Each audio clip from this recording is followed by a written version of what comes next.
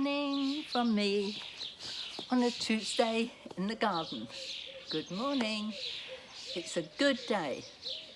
Well, I think it's a good day because it's only 9 in the morning and not a lot has happened, so it has to be good, and I'm sure it'll be good at the end of it.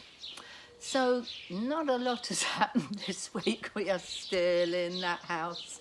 We went out for a little walk, and maybe this week I will take some photos of a walk. Not quite sure where we'll go to, but we'll go for a walk. And then maybe I'll have an adventure to tell you. We'll see. But I have some exciting news. It's news you've all been waiting for. I know you have clocked in every Tuesday to say good morning, but also to find out something. Let me show you. The cabbages are growing.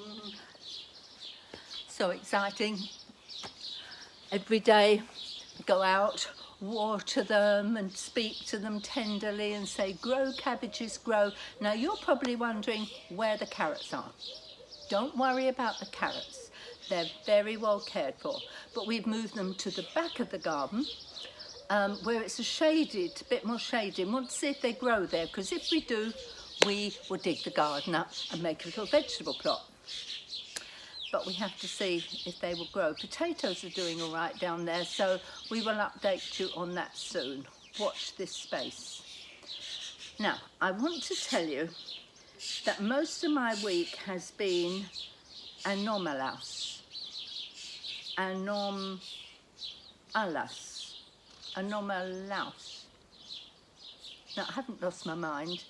See, my friend Joshua, one of my lads, he put on his Facebook something about something being anomalous. And so I thought, I'm going to be humble and I'm going to ask him, what the heck does that mean? So in order to be clever, I thought I'd try and mention it in my Tuesday morning and just say, it's been an anomalous day.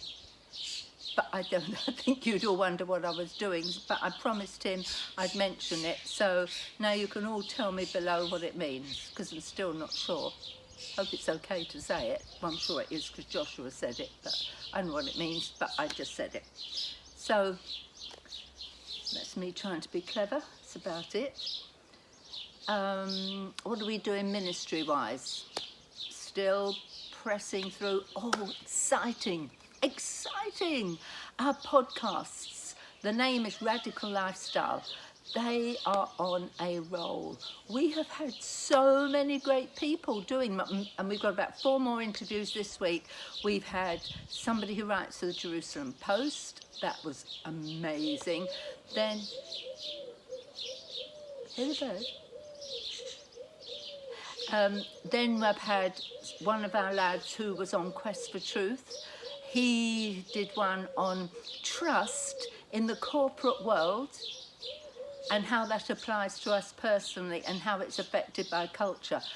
I never knew I'd be interested in the corporate world and trust, but listening to him, it was fascinating. And we've had Daniella doing one about her human trafficking, anti-human trafficking. And we've had a dear pastor friend of ours. Now, listen to this. Just listen to this. He spoke to us a few months after he died. I'll repeat in case you think I said that wrong. He spoke to us a few months after he died. So go on our podcast, check out Christopher Wickland, and you will find out how he spoke to us a few months after he died. But before you start praying for us and thinking we've gone right off the rails, go and listen to his story. It was amazing. So many, many, many stories and lots of topics. Do go and watch or listen, because I think you'll be as excited as I am. And I was never a podcast person, but I'm gripped by this now. So that's exciting. It's exciting because we're another week nearer getting on a plane and coming to see you. That's very exciting. So that's my week, I think. Can't think of much else. I don't come out with an agenda for these Tuesday mornings, because it's just me having a chat as if you walked in the garden and we're sitting here. Do note I have no coffee mug this week. I just can't do this balancing thing. Lots of you told me why. Some of you said it's a comfort thing. I'm not going to be comfortable holding a mug that's going to slop tea all over the place. Some of you said it's a prop to convey being comfortable. But I can't show you my cabbages if I'm holding a coffee mug with tea in. And some of you said, I can't remember all the reasons, but hey, I'm just me, and wave my hands around and listen to the birds and talk to you. So thank you for meeting me. Thank you, thank you, thank you. Comment below anything so that I can engage with you.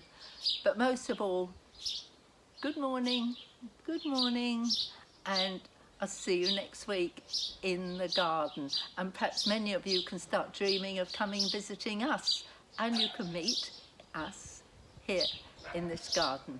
So, love you. I don't just say that flippantly. Whoever you are watching, I know in my heart that there's a place of love just for you. And if you're struggling, message me behind the scenes and let's talk, or video. But I'll see you next week. Bye.